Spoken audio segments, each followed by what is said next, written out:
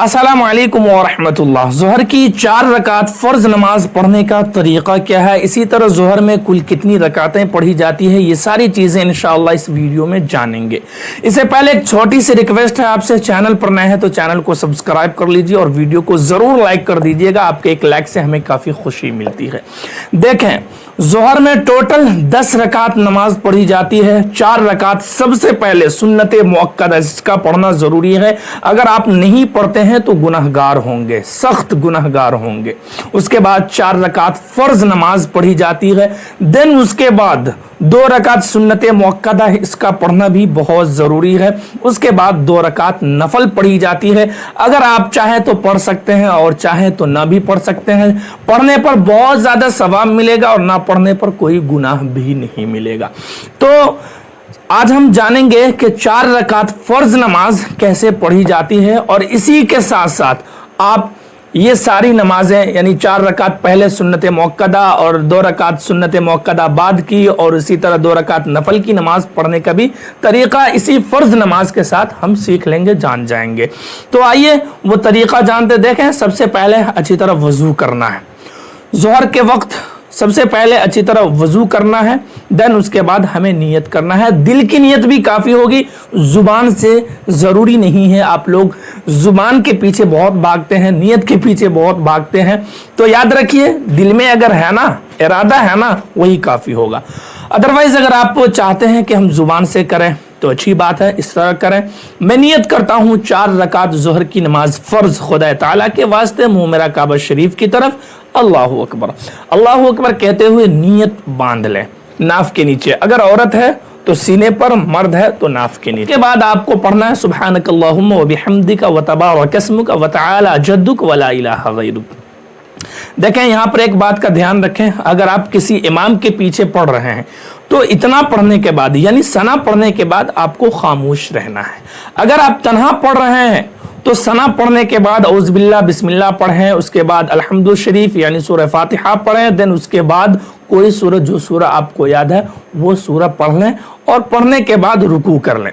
अगर आप इमाम के पीछे हैं तो सूरह फातिहा अल्हम्दु शरीफ पढ़ने की कोई ज़रूरत नहीं। लेकिन अगर आप तन्हा पढ़ रहे हैं तो आपको अल्हम्दु शरीफ और सूरह भी पढ़ना। उसके बाद रुकू में जाना, रुकू में 3 मरतबा सुब्हान रब्बियल अज़ीम पढ़ना है। देन उसके बाद समी अल्लाहु लिमन हमिदा कहते हुए उठ जाना है।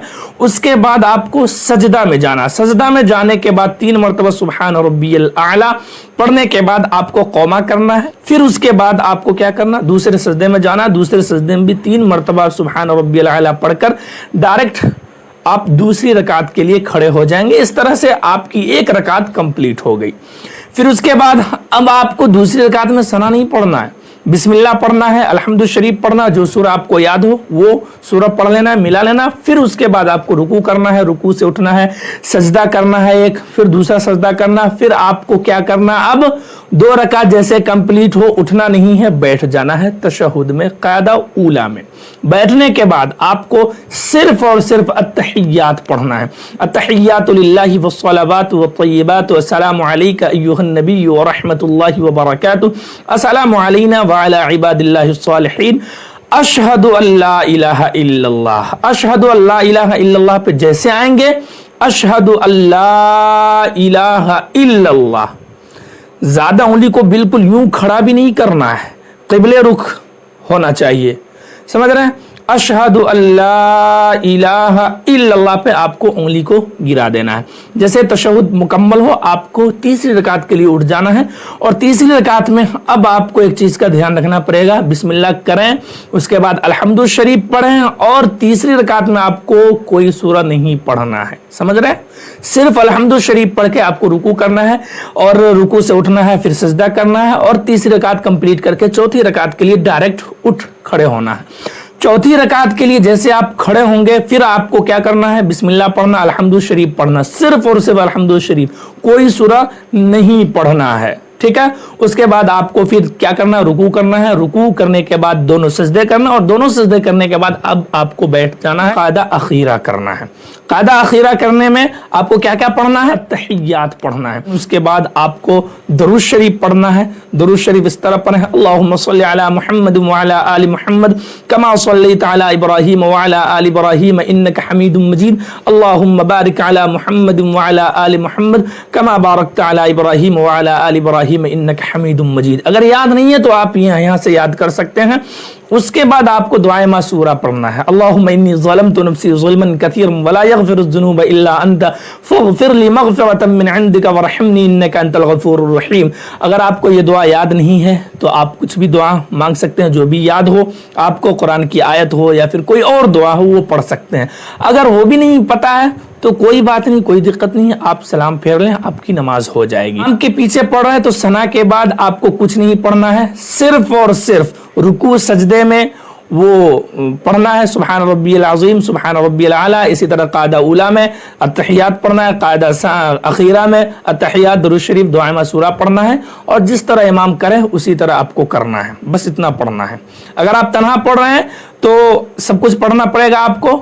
ایک بات اور یاد رکھیے کہ فرض کی نماز میں اگر 4 رکعت والی نماز ہو تو اخیر کی 2 رکعت میں آپ کو کوئی سورہ نہیں ملانا, صرف الحمد شریف پڑھ کر آپ کو رکوع میں چلے جانا ہے. دیکھیں یہ تو فرض نماز پڑھنے کا طریقہ ہوا. اب سنت اور نفل سمجھ لیجئے. سنت کے ایک ایک رکعت میں آپ کو الحمد شریف بھی پڑھنا ہے اور سورہ بھی ملانا ہے, یعنی 4 رکعت میں الحمد شریف کے بعد آپ کو سورہ ملانا پڑے گا. بقیہ فرض نماز کی طرح ہی جو ابھی میں نے بتایا اسی طرح پڑھنا ہے.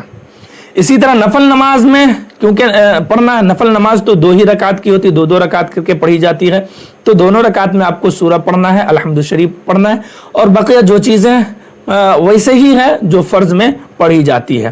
اس کے بعد آپ کو سلام پھیر دینا ہے. انشاءاللہ ثم انشاءاللہ آپ کی نماز قبول ہوگی. تو یہ ہے پورا ایک طریقہ ظہر کی نماز کا. سنت موقدہ پہلے 4 رکعت پڑھنا نہ بھولیں, اس کے بعد 4 رکعت ظہر پڑھیں, اس کے بعد 2 رکعت سنت موقدہ پھر پڑھیں, اس کے بعد 2 رکعت نفل بھی پڑھیں. بہت زیادہ ثواب ہے. امید کرتے ہیں آپ کو اچھی طرح سمجھ آئی ہوگی بات. ویڈیو اچھی لگی ہو تو تمام مسلمانوں تک پہنچائیے. ہاں آپ کو کوئی کوشچن ہو کسی بھی چیز کی, کسی بھی ریلیٹڈ کی, مطلب کہ کوئی مسئلہ جاننا ہو, نماز ہی جاننا ہو, کوئی دوسری نماز جاننا ہو, کوئی دعا جاننی ہو, تو برائے کرم آپ بلا جھجک کمنٹ سیکشن میں کمنٹ کر سکتے ہیں کہ آپ اس ٹاپک پر ویڈیو بنائیں, آپ یہ کریں وہ کریں, آپ ہمیں سجیشن دے سکتے ہیں. السلام علیکم ورحمۃ اللہ.